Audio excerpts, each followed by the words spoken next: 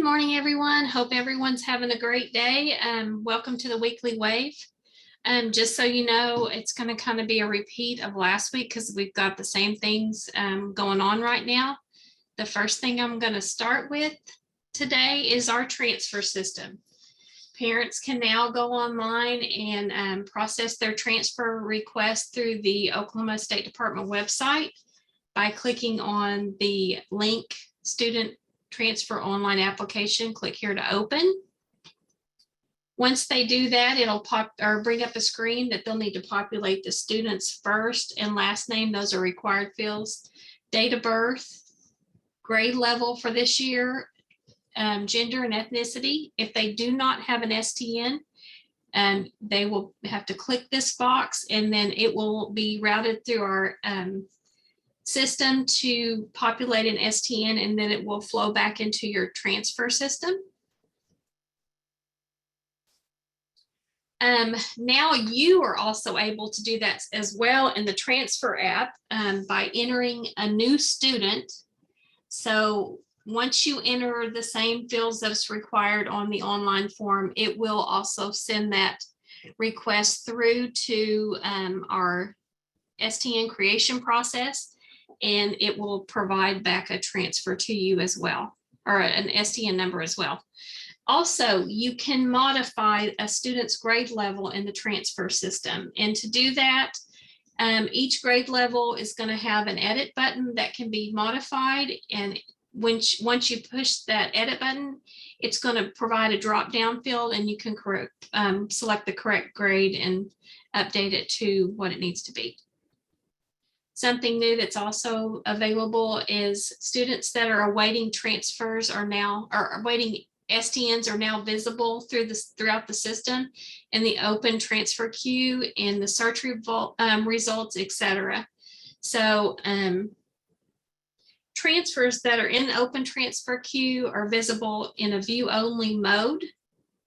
So anywhere in the system, but you can only edit those fields if it's in the open transfer queue. So if you're in a search field or something like that, you won't be able to edit things.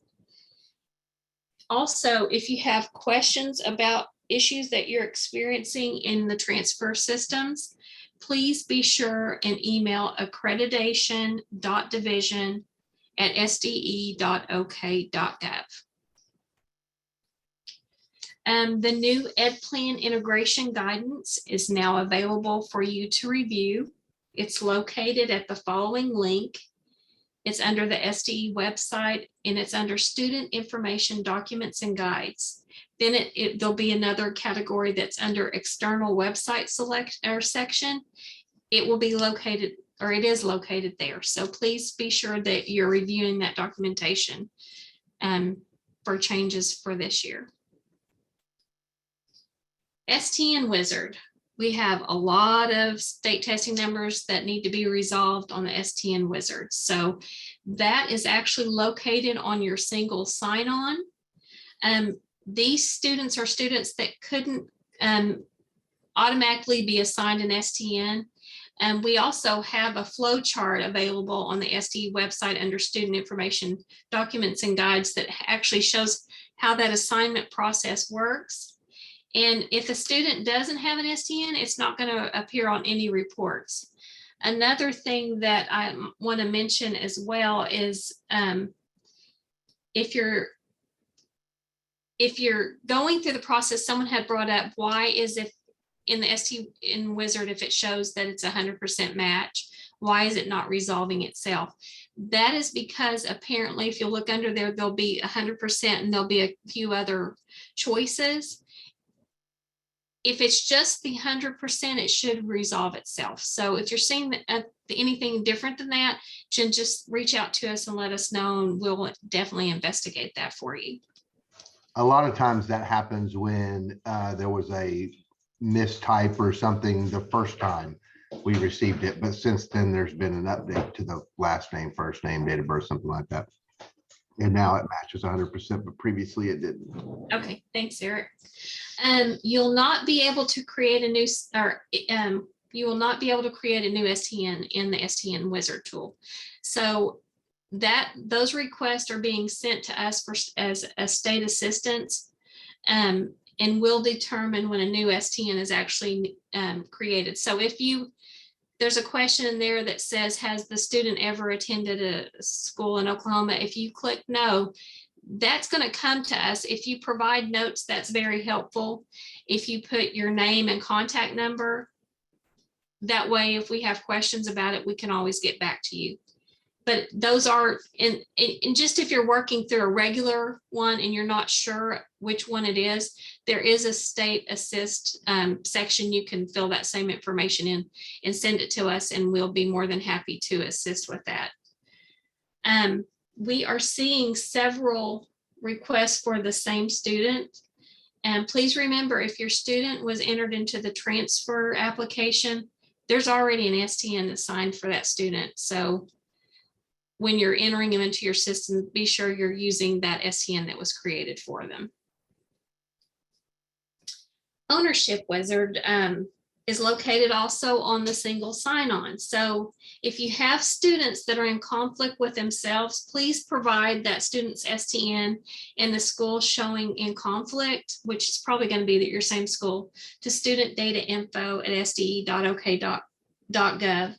And also keep in mind that if you have a student that's enrolled and doesn't show up to your school, check your ownership wizard to see if you have a conflict on that same student, because it's quite possible they've enrolled in another district, and removing them from your system will clear that conflict.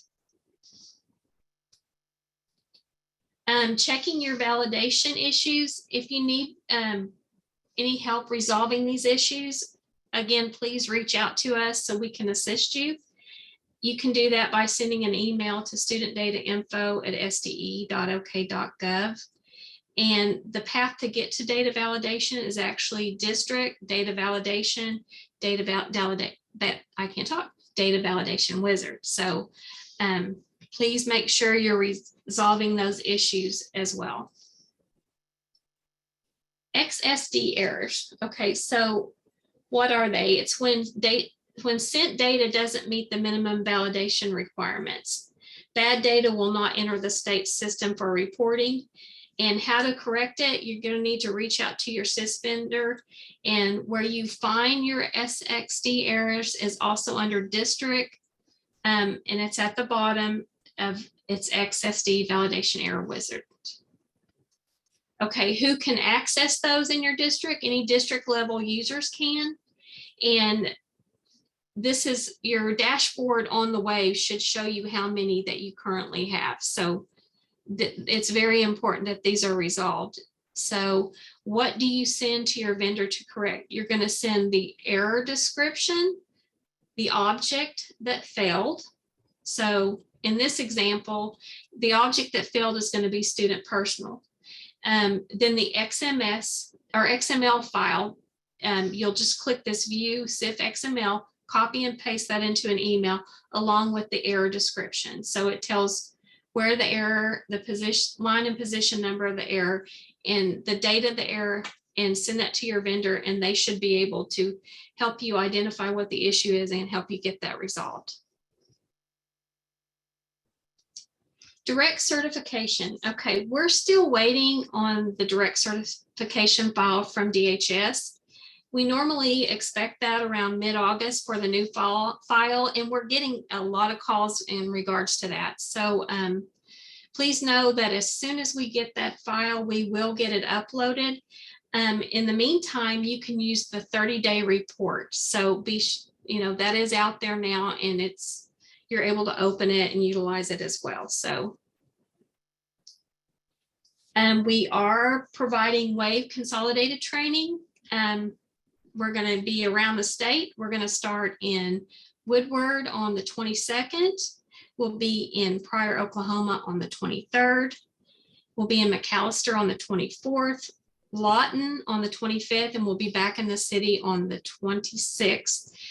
There is a link to register on our page at the State Department website under student information, or it's under student information, and then you'll pull that up and you'll see all the locations and where you can go to register. On the day of the event, if you're having issues locating the site, you can call 405-522-6570 for help with directions and locations. And if you have any further inquiries about these events, please email us at studentdatainfo@sde.ok.gov. Another thing, superintendents on new wave accounts, superintendents must provide the wave access to in the SSO. And then that employee that's needing new wave access, they're going to need to contact OMES and request an affiliate's log on. It does take about 24 hours for that access to show up. But the first thing that needs to happen again is the superintendents must provide the access in your SSO, and then that employee needs to contact OMES at service desk at omes.ok.gov. And as always, if you have questions, you can email us at studentdatainfo@sde.ok.gov, or you can reference. We have resources at student information, documents, and guides on the website. So pretty much done with the presentation. And if people have questions, we'll be glad to answer those. I want to put one other thing out. We don't have a whole lot of registrations for our workshops this fall. So another selling point I'm going to let you guys know about is, you guys probably already do know about this, and the ones that are on the call probably have already heard it and already registered, but we will be also looking for feedback on on a new certification process on how we're going to certify reports going forward. We're going to have a chance to really have a say, and the districts will have a chance to have a lot of say in how that's developed and what that looks like and how that's going to work during these workshops in the fall.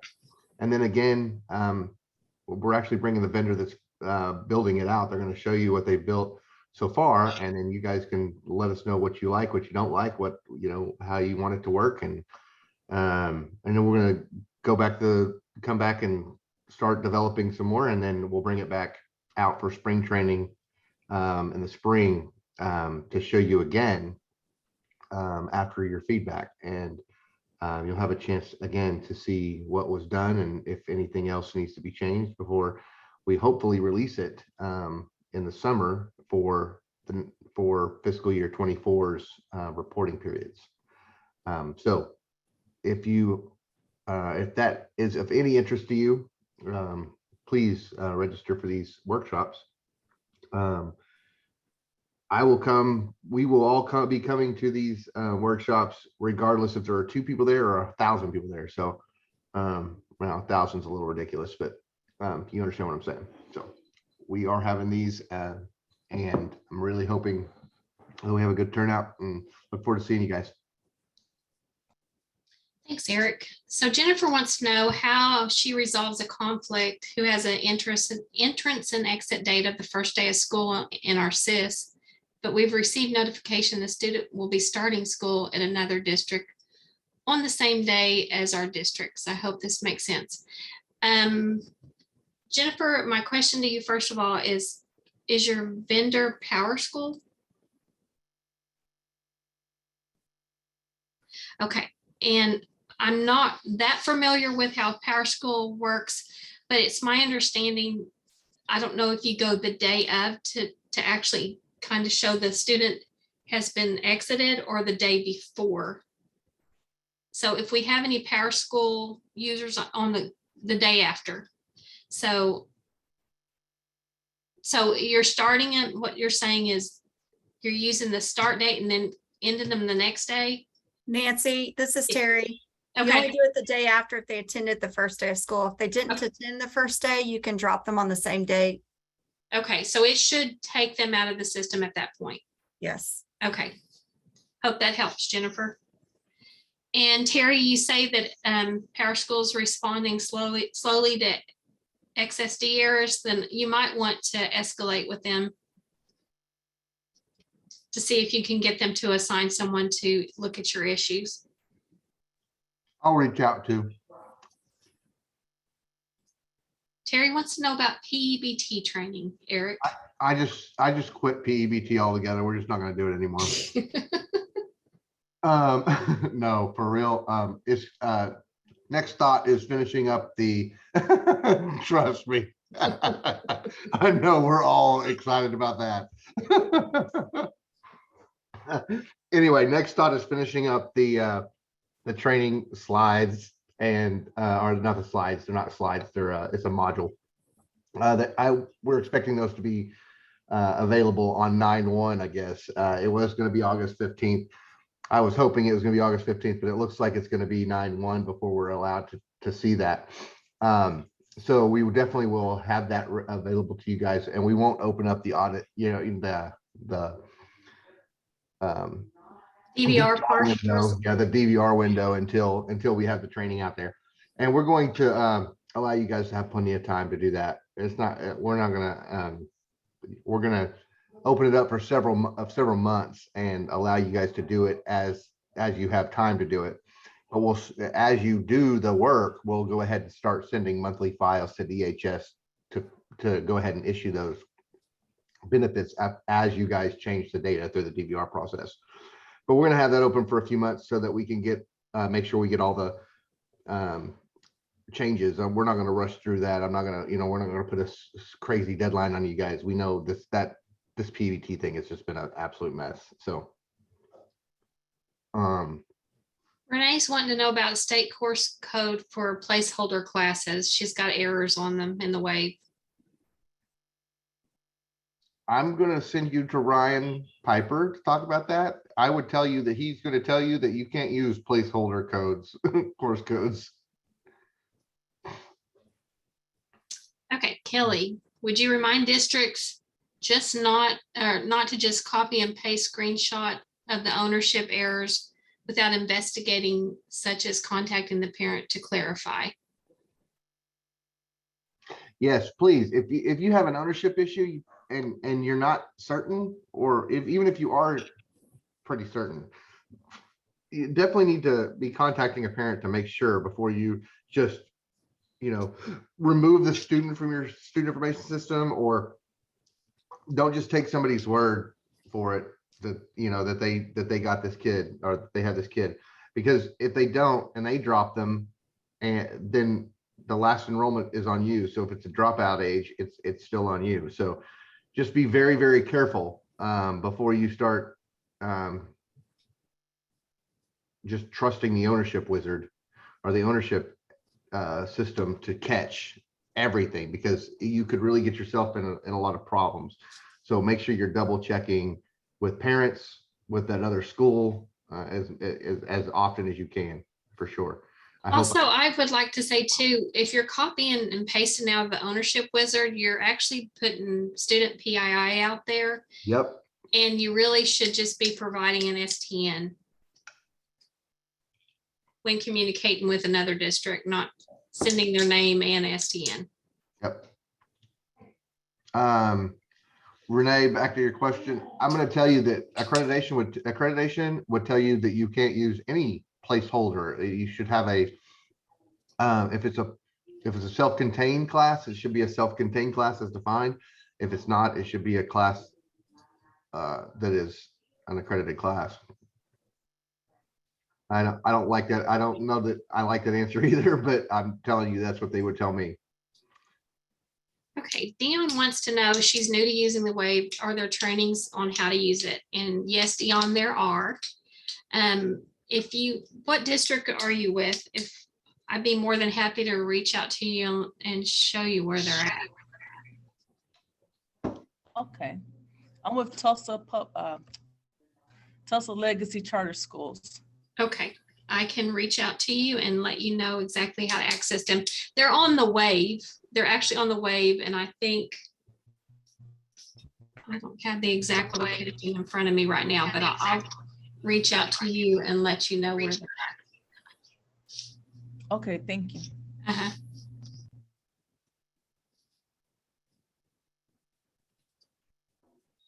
Anybody else have any other questions? Nancy, we have got some calendar data validation errors, and it is our non-instructional days are showing up in the wave as instructional days without minutes. Wingate just said that this is an issue Wave's having with just clearing that up. Any advice for me? Because the error's been there since July 25th.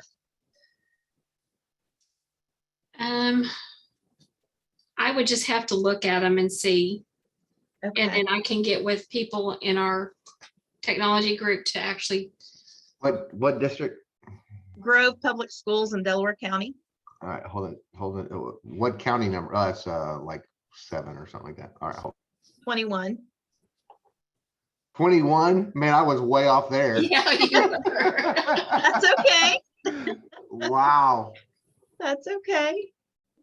I would have found it, but man, that would have been a long scroll for me. 7 to 21. Yeah, that's no problem. We've It's got like more every holiday, emergency day, snow day, parent teacher conference day, not parent teacher conference, I'm sorry, professional learning day, well, then they're all showing up with the data validation error for the Okay. year.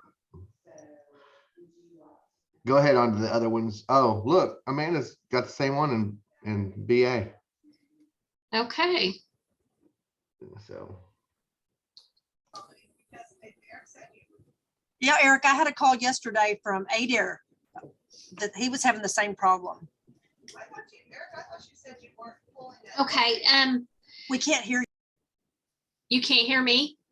No, I'm sorry, Nancy. I couldn't hear Lori. Lori was asking a question. I've got a new computer and they don't know how to put it together. But yeah. I thought Eric was going to start requesting that data later, and maybe it hadn't been requested yet. You said something a couple weeks. I don't remember exactly. we delayed requesting some of those for a little while, but we've got it. We've got most. Oh, okay. Well, I just was reminding you of. Yeah, that makes sense. So what I am seeing here, the error I'm seeing is the daily instructional minutes. Is that Yes, same thing you're seeing? yes. Okay. And these are not supposed to be instructional days.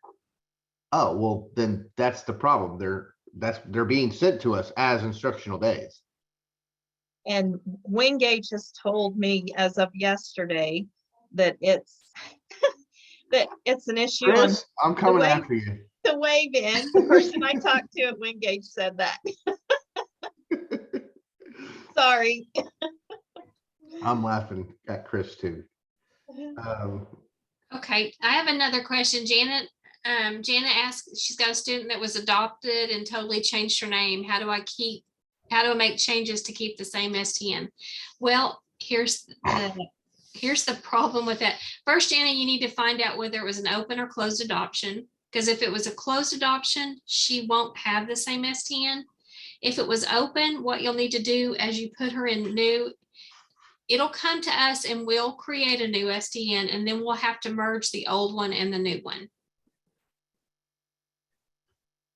Does that help? So back to Grove. Okay. Calendar, so August 8th, it says is an instructional day. August 8th, like 3 days ago, was an instructional day for you on this particular calendar. And I'll have to give you. On our Wingate calendar, it's a professional day in Wingate. Okay.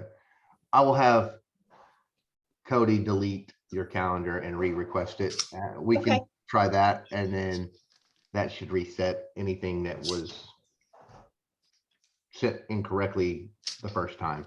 Sounds That- good. That right there is the reason why I wanted to delay in requesting calendars until you guys had that kind of already set up and finished, because that's what happens. We get these records that really aren't true anymore, but we get them.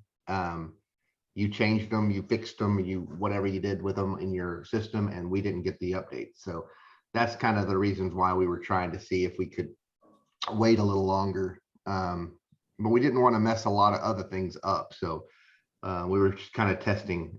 It seemed to work for the small amount of time we did it, but we'll see. Well, we had this in there before that we changed the SIP report year. So we have not changed it since we changed the SIP report year, And if- whenever we were supposed to do that in July. If Yeah, that's the case, and we do end up getting the same data back and you still end up with these same errors, because what will happen is we'll delete this and all these errors will go away. And then we'll request it and your data will come back in and it'll go through validation again.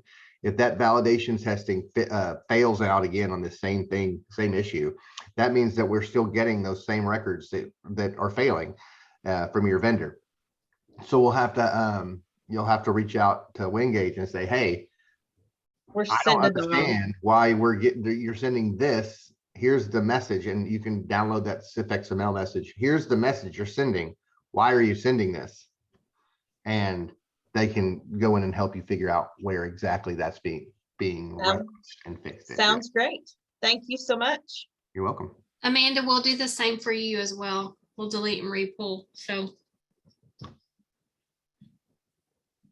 Sweet. and Dion, I have an answer to your question where the training is for the wave. If you'll pull up the wave and go to the resource tab, there are training videos there, wave 101, course 1, 2, 3, 4, and 5. There's also training on my data as well. Okay, thank you so much. Oh, you're so welcome. If you have questions, don't hesitate to call us.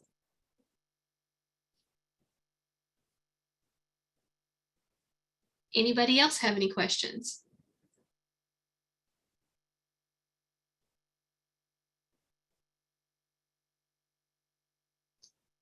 Okay, well, we'll go ahead and stay on a few minutes longer, and I do appreciate everyone joining today. And as Eric mentioned before, be sure and sign up for the training if it's in your area or if you need to travel somewhere. We really like to see everyone. So We're bringing quite a few people with us this time. We're bringing, like I told you, the vendors that are writing that stuff and the writing out the new program to certify. Myself, Sydney, Nancy, and then a surprise. So you get to come for the surprise person. And we will see you guys there. Hi, Nancy. yes. Hey, could you tell